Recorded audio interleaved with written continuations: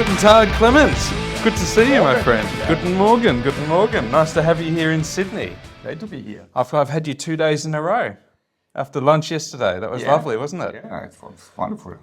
Good people, it's wonderful location, and good food. It was great, wasn't it? And here with your importer, Tim Stock, who's sitting on the other side of the doorway there, and visiting customers of yours in Sydney and Melbourne. Are you going to Melbourne? Tomorrow. And then New Zealand. Yeah. I thought you were meant to be retired. I'm retired, but so I do holiday now in New Zealand. Yes. No business, only a little bit, maybe 1 day or 2 days. But then 3.5 weeks holiday. It's the first time in my life. Right. Holidays for so long time. Without working. Wow, first time. Yeah. For you with and Rita. Together with my wife, yes. And it will be great. I'm sure there'll be a part of you that will be wanting to speak to Johannes and see what's going on. Yeah. So of course it's important to make a stop in Australia after 5 years now. And We were just saying the last time you were here, early 2020, just before COVID. And a lot's changed since then. Last trip to Australia, to Asia in combination. Crazy time. It must be surreal. You said yesterday that your wines are being sold at 40 different countries now. Yeah. Is that right? Yeah. That must be surreal coming from the small town of Pünderich in Mosel and where it all started. No, when I started, I had no idea. My father, of course, he had only end consumers, private people, 100%, no retailer, no export. And it changed totally. It's also good, of course, to have contact to the end consumers. They are coming, visiting us in the winery. But now it's mainly it's the export. And it's great to see that people everywhere in the world love our wine. Riesling is famous, of course. Yeah. And for us, it's great to see that it's changed a little bit from the sweet Riesling to the dry Riesling. And, You've got quite a profile these days, but I mean, when you started working with your father on the vineyard, I don't imagine you were envisaging such a global brand that is Clemens Busch. Like, how has it been for you, not only farming these vineyards and making the wines, but running this big business? It's coming by its own. So normally I prefer to be in the vineyard, and I like it. And before I left Germany last week, I was also in the vineyard every day for pruning, and that's my life, and also the life of Rita. Rita now is only, or the last 20 years, only working in the office, organizing the tastings at home. And normally when we started, our big love was working in the vineyards. And that's also changed in total. It's great to travel around the world in special times of the year. But in the season, in the growing season, from May up to end of October, for me, it's important to be only in the winery. Yeah. Focused on the wine. Yeah. And so in the cellar, we have not a lot of work. Everything happens in the vineyard. In the vineyard, the most. If you do good work in the vineyard, you have not a lot of cellar work. It's obviously a very special site to you and to your family. Like this wine is, I've just poured a glass of the 2023 Farley Terracin. Yeah. So I guess a little bit of background on the Marienburg Vineyard. So a big site there on the banks of the Mosel. And then you've broken it up into the individual sites within that. Right. Farley being one, and then Terracin coming from. Is it the higher portion of the site? No, it's not. It's also on the lower part of the hill. First, I have to explain the Marienburg side a little bit. Please. It's not a big vineyard site. It's only in total 17 hectares, 17, and we own around 12.5 now. So we have the most of these vineyards, all very steep, and the winery is on the right side of the river, in the village, near the river. And the house as well, is that? That's the winery in that property or separate? Yeah, so winery is separate. Yeah. But the old house of the family is near the border of the river. Yeah. And when I say old, I mean not old like Sydney old, like 1970s, right?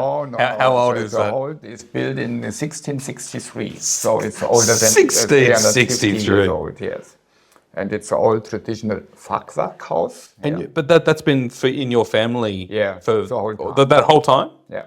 And so they were working on that land. Were they growing grapes? Yeah, of back course. all that time as well. People has no chance to do another job. It's in this time they had on the steep slopes they had the vineyards because they can't make corn or everything there. Sure. On the hills of the Hunsrück and Eifel, on the hills on both sides of the river, they had agriculture, and in the flatter part of the river, they had their gardens, vegetables, fruit trees. They had potatoes. They had everything to live, and in the house they had the animals. I think it's the same here. Yeah. Every family has 1 or 2 cows. They had pigs. They had chicken, and the rich families has also a horse. How big is the Pünderich village? Like, what's now? It's only 800. Wow, so it's tiny. There. Yeah. And at what stage did the winemaking become more formal? When did you start selling or making wines and selling wines? My family started as a winery with wine business in 1802. Wow. So we celebrate winery since last year with 222 years. Wow. And it's we did a big event with another winery. It's the same as the Weingut Diel and Senare. Right. Also started in 1802. And and since this time, there is wine business, small wine business in the family. And the bottled wine. And in the past, they sold wine in a barrel. That's normal. It's for shipped for big wineries, famous wineries. And my grandfather, also named Clemens. Right. So I'm the third generation of Clemens. Right. My father was named Clemens. I was going to ask about the naming of the winery being Clemens Busch. I know your father, so that explains things. Yeah. So what have you done with your sons, Florian and Johannes? Is it? No, I was not so traditional. But the crazy thing was when Johannes was really young, was a child. When he was 3 years old, he liked to be in the vineyard, only running in the vineyard. And he said, "Oh, I can't go in the kindergarten because there's a lot of work in the vineyard." And when he was 6 or 7 or 8, I don't remember exactly, he asked me why I'm not called Clemens. and said, "Oh, maybe if you are older, you can change your name." I know I don't like to do it. No, I'm sure. So your grandfather started making wines under the Clemens Busch label? Yes, with Clemens Busch label, and he also bought wine at the auction of the VTP.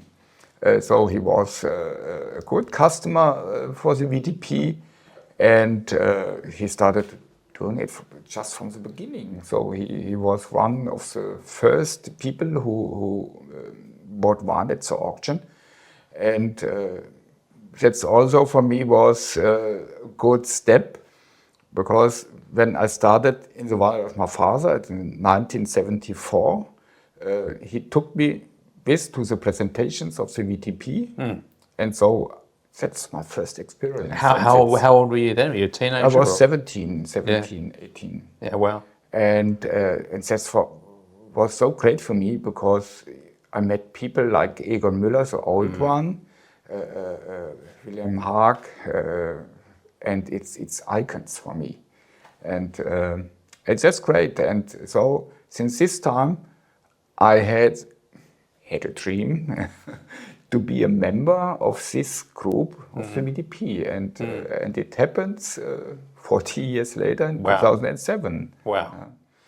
So that was in the mid 1970s, and then when did you? So you began working with in the winery around then, and then you took over from your father in the mid 1980s 1990. 1990. So at what stage? Because you're famous now for making great dry Rieslings out of the Mosel, and you would have been one of the first, I imagine. My father had 50% of his wines are dry. So he also loves the dry style. Yeah. And his customers as well. You said something yesterday that I loved. I asked about that, and you said, well, we love to drink the dry wines, and that makes it easier for us to tell that story and to sell those wines when you love what you're making.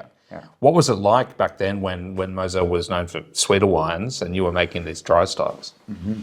I think the people which likes to drink more, they came to the dry wines. Yeah. That's important. Special regions in Germany are focused on sweet wines, on the cabinets and Spätlese style in the 70s. Mosel is famous for sweet wine.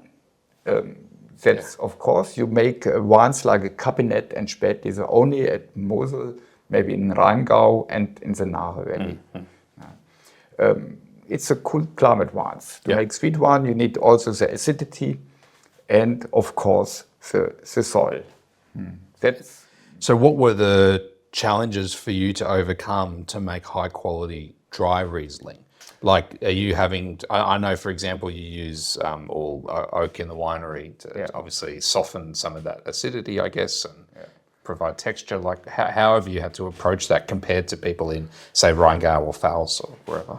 Yeah, I think also to make great wine in Pfalz, also in other regions in the Nahe, it came also in the beginning of the 80s.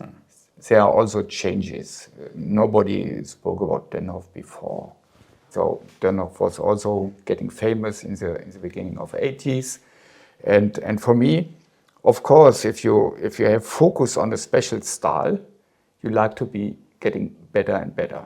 And if I was young, of course, I'm very interested in the things what other people are doing.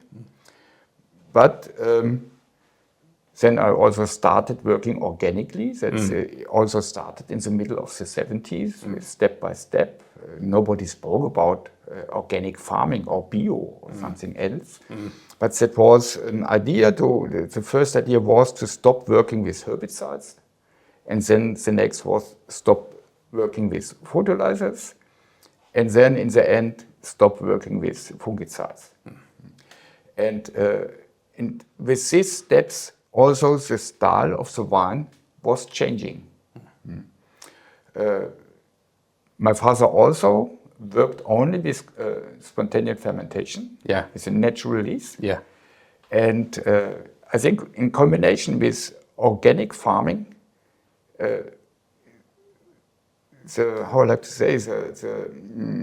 the lease changed in the vineyard. We have more flowers in the vineyard, more herbs, and so we found our own style. Yeah, right. Oh, that makes a lot of sense. Because you took the winery to be 100% dry wines at a point. Yeah, in the middle of the 80s, we are 100% dry. Wow. Yeah. And then have slowly introduced some more styles over the years. Yeah. And so in the middle of the 80s, we also started to grow. In the beginning, we had only 1.8 hectare. It's a family winery. And in our village, we are one of the biggest with 1.8 hectare. That's normal. In the middle of the 80s, we had in a village with 1,000 people, 70 wineries. And now we have only 15, and so it changed. We have a chance to grow, to get vineyards from other producers, which has no children who took it over. Yeah. And so we have a chance to grow. And also my big chance came in the middle of the 80s with the land consolidation, because a lot of other producers are looking for making red wine in this time. The Mosel was allowed to produce also red wine. a lot of changes in this time. Yeah, right. People like to make Dornfelder, big quantities, and they say, so it's a new chance to make more wine, to make found other customers, and for me, we had focus on the steep slopes. Yeah. And nobody of the other people don't like to do it. And so I had a chance to grow in the best vineyard sites, right. like in the Fahrlei, like in the Falkenlei, in the Rotenpfad. Well, let's talk a bit about the vineyards. And there's one word that always comes up in conversations with Clemens Busch, and that's slate. Yeah. You know, the different types of slate. We've got it on the table here. So the first Riesling we've tried is from the Fahrlei vineyard, but the Terrassen, which is a single block, and that's 110-year-old vines, you said. And what was remarkable, 115, and what was remarkable, you said that those vines go 15 meters deep. 15, 16 meters deep. Yeah. Wow, that's remarkable. And that's, if you see the soil, it's a blue slate here. It's the hardest soil we have in the vineyard. Yeah, I might even just hold that up for the camera to have a look at that. And so these stones... You can imagine vines trying to grow through this. And so it has only 25, 30 centimeters topsoil. Yeah. Stones like this laying on the ground. Wow. Not really, I would like to say, fine earth. Only stone, and then really hard rock. Wow. And it's crazy if you see how the vines are going into the rock. They break the rock also. And they make little crevices like No, this? That's just convenience. Normally, I like to tell the story about the worm. So we have the slate worm. The slate worm. No, it's with, if we are working, we have to make handwork. And this is with a hacker. We do... have Incredible. to disturb the soil sometimes, and this happens with a machine. So slate is what is famous, obviously, in the Mosel, but what's unique about Marienburg is having all the different types of slate, because this Fahrlei is on the grey slate, and then I'll pour the next wine, which is the Rothenfahrt, which is the reserve from 2020. It's on the red slate. Do you want to splash it? This is a spittoon of beer. On the red slate, and we'll include a little... a map and some images of the vineyard so you can get a picture of it. But Rothenfahrt starts on the sort of left side, isn't it, as you look at the vineyard? A bit southeast face. So the Marienburg is like an amphitheater. It wraps around the river, doesn't it? It's in the curve of the Mosel. And that's wonderful. Rothenfahrt is on the left side. And then started the grey slate section. With the best vineyard side, it's a Falkenlei in the middle of this curve. And then in the middle of the grey slate section, we have the Fahrlei vineyard. It's only 1.6 hectare. And we own it now, it's 98%, I like to say. Only there is another producer, a small one, with a few hundred meters. And that's really special to have different types of soil on a very small place. Because that Fahrlei terrace and the intensity and length and sort of minerality in that wine is remarkable. Yeah, that's a vintage, also 2023. And of course, the blue slate vineyards, especially in a hot vintage like this, the wines has a positive stress. Right. And in my opinion, it's that the roots are going deeper and deeper with a positive stress. They has to look for minerality. They has to look for I would like to say for food. Yeah. And if it has a positive stress, you feel the energy of this soil. Yeah. The tension. And tension's a good word. And that's great. It's still young, of course, and it's not in the sales now. We started to sell it in May this year, and so it needs a little bit time also on the bottle. So, if you could simply summarize the differences in the character of the wines from the different slate, what do you see from red, grey, blue? Yeah. So this is on red slate, and you can also see, which is very helpful. Thank you. the color of the caps as well give away what we're looking at. This comes from the gold slate. No, let's start with the red slate. If you see the red slate, it's more weathered. It's a little bit softer, so you can break it. Yeah. It's easy to break it. Yeah. And I spoke about the blue slate. It has only 25-30 centimeters topsoil. Here we have 80-91 meter on topsoil, weathered. Also a little bit of limestone between. And some more deepness, that gives the wine a little bit more opulence. Yeah, so I tend to see a bit of richness in those wines. Also more richness, yes. And in the flavors you have more herbs, more the red fruit, like red peach, and also gooseberries a little bit. I'm picking up even a little hint of almost watermelon as well. Yeah. And this is Rottenfahrt is only coming from the old wines. Here the wines are 85 years old and older. And it's also GG quality, but not signed as a GG because it's made as a reserve. That means minimum 2 years on the full lease. The whole time without sulfide. Wow, 2 years. And in Foudres? In Foudres. Right, and you mentioned that's a brand new Foudres, you said yesterday. What, 100 years old, or how old was I don't know exactly how old. The youngest is 61 years, yeah. And so for us it's great to have these old barrels. And now we are thinking about new barrels, but bigger ones. Because to make reserve, to give the wine more time on the lees, that's important for me. We use, when the wine is in the barrel, it's only on lees. Just 2 weeks before bottling, we started to make low filtration. You mentioned before about the organics and biodynamics that Clemens Busch is around for, because you started the association of organic winemakers. I'm one of the producers. We started with 8 producers in the Mosel. It's in 1984. We met us before, and in this time we spoke only about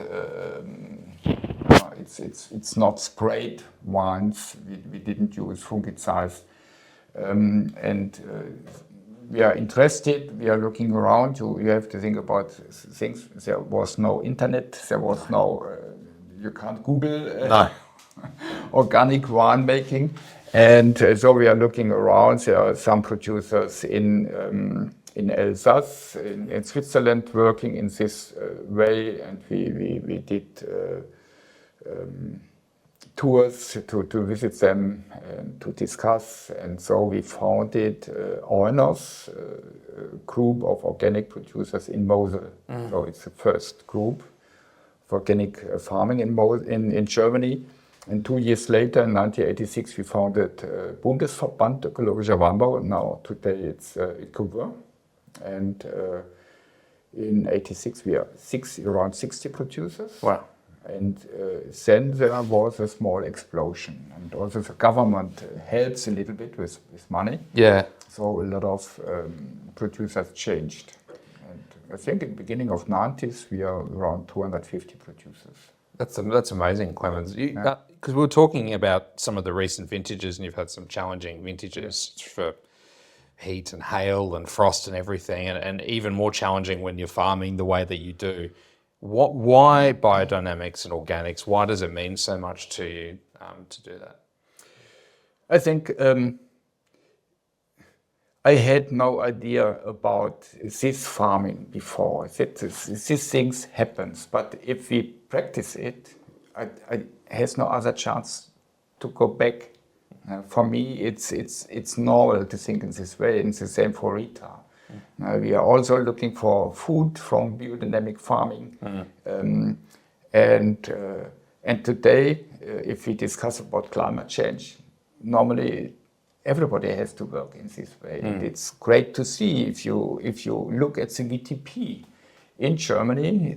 Now we are 202 producers, and I'm sure that around 50% of these producers are working organically, and around 20, 25 biodynamically. That's a good sign. That's the best producers in Germany changed to organic farming. And for me, it's not even a question now. It's just it's how not you a question. farm. For us, it's our life. And especially 20 years before, I traveled with some of the really good producers, also to Australia and everywhere. And the people said, it's interesting to see your wines are getting better and better, and we are staying on one level. What's your idea? Maybe it's a biodynamic farming. Because we're behind here, obviously. There's some fantastic producers farming that way. You mentioned yesterday Franklin Estate leading the way. There's many others as well. But do you see, aside from just the way that you want to farm the land, do you see a different quality or individuality in the wines themselves because of that? Yeah. I think you has also more structures, more deepness, and of course more individuality in the vintage. Every vintage is different. If you we saw that yesterday very much. Yeah. If you don't use cultivated leaves, if you work spontaneously, that's normal. Yesterday we had the 2022 vintage against 2023. We have the same situation in the summer, totally dry, hot summers, but totally different wines. And 2022 we had 1 week with more than 40 degrees in the end of July. That changed a lot. That doesn't happen in 2023. And there's a purity and a length of that acid line in the 23s. The 22s, lovely, upfront, tropical, generous. But I think this 23 vintage will look beautiful over time. And so the difference was that we had low pH also in 2022, but everyone did malo, malolactic fermentation. And in 2023, also low pH, but no one did malo. And I love the difference, and you just let it happen. Yeah, it happens. Because it's quite a slow fermentation process for you. It's very slow in 2022. I think it was a really slow fermentation process because the heat, I think, burned also a little bit the leaves on the skins. And so we had wines which did a fermentation for 18 months, 20 months, and longer. And this thing happens, and we let it happen. I'm going to pour a little splash of Spätlese, because why not? It's delicious. So we said before, the sweeter wines weren't the original focus of Clemens Busch, but increasingly making some beautiful sweeter wines. I was keen to ask you, because it must have been when you took over from your father and implemented these new ideas, and now you're watching your son and the next generation come through. What do you expect, Johannes, to change much about the approach of Clemens Busch and That's Johannes' part. Of course, if you make everything, there are some changes, I'm sure. Yeah. That happens. He has other hands. He has, of course, other ideas. Yeah. And he don't like to change, but it will happen. And he's done a lot of winemaking and traveling, obviously, as well. Yeah. No, he worked also in Australia at Franklin for 3 months when he was really, I think he was 17 in this time. Yeah. And then he was in New Zealand at Pegasus Bay. And he also did internship at Lawson, at Christmann. So he has, I think, enough knowledge. And he works with me now since 2012, so more than 12 years.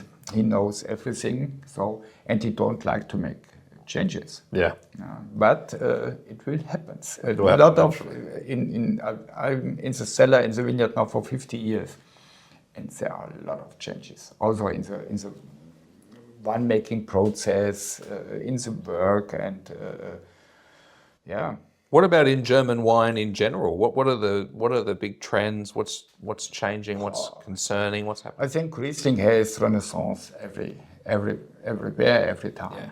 But also, of course, other grapes are coming. Red wine is better and better. The German Pinot Noir. Not from Mosel. I think for Mosel, people discuss with climate change. You have to plant Pinot Noir on the steep slopes. I think it's really difficult.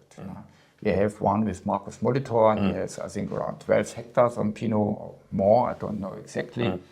And for me, he makes really good wines. But you need also quantity. And I had only a little bit of Pinot Noir, and we use it only for sparkling. Right. We make a Blanc de Noir, Pinot, but it's not the future for me. Yeah. We has focus only on Riesling. I think you make pretty good Riesling. Yeah. And so that's our focus. In other regions, they also plant Chardonnay, of course, and Pinot Gris, Pinot Blanc, and also good ones. And for me, it's great to see that also Blaufränkisch, in German it's Lemberger in Württemberg, has also renaissance. And I like It makes sense. as well. So your trip now, so obviously you've got a couple of days now visiting customers and then you're off to New Zealand. Any wine regions or wineries you're looking to visit or? If I go to New Zealand, of course, I make a tour, but without appointments and see... with a hat and some dark glasses. Who is at home, of course. I like to visit Matt from Pegasus Bay, and maybe I go to Otago, maybe to see Rudi Bauer. And also for me, it's one of the first biodynamic pioneers for New Zealand. Yeah. And Pyramid Valley is famous, and I have to see some of the groups. Are you? What do you make of where Australian Riesling is at the moment? Yeah. What do you think? Of course, for me, it's also getting better and better. It's young. Yeah. If we discuss about German wine, that's an old tradition, and I came to Australia first time. I visited Margaret River, Franklin. And we visited a lot of producers. And in the second time, I was in Barossa, Crosset, visited Crosset in Clare Valley and Hunter Valley. And we met a lot of these great people like Jeffrey Crosset, the Mitchells, and John Crawford. Fantastic. They are fantastic Rieslings. And it's getting better and better. And we also had a wonderful day at Jasper's Hill with Ron. At which one? Jasper's Hill. Jasper's Hill, So for us, it was also unique. Great, and it's great to see that these wines are also, some of these wines are getting popular in Germany. Yeah. Oh, that's good. That's good to hear. It's not a big market for these wines. No, I wouldn't imagine but so. But it's better and better. Oh, that's great. Well, Clemens, thank you so much for making the time to come and see us. It's lovely to speak to you. Always to taste these wines. For me, it's quite an inspiring project. It's more than a project now, but the story of Clemens Busch with, the length of time and the vision of what you wanted and just doing that consistently. And that's how you build things that are great. And it's just fantastic to see and seeing it evolve. So thank you, mate. Prost. Great to be here. Great to be Tom, here. Thank you. And great to meet you. Thanks, Clemens. All right, we'll see you next time, mate. Cheers, guys. Thanks. Cheers, everybody.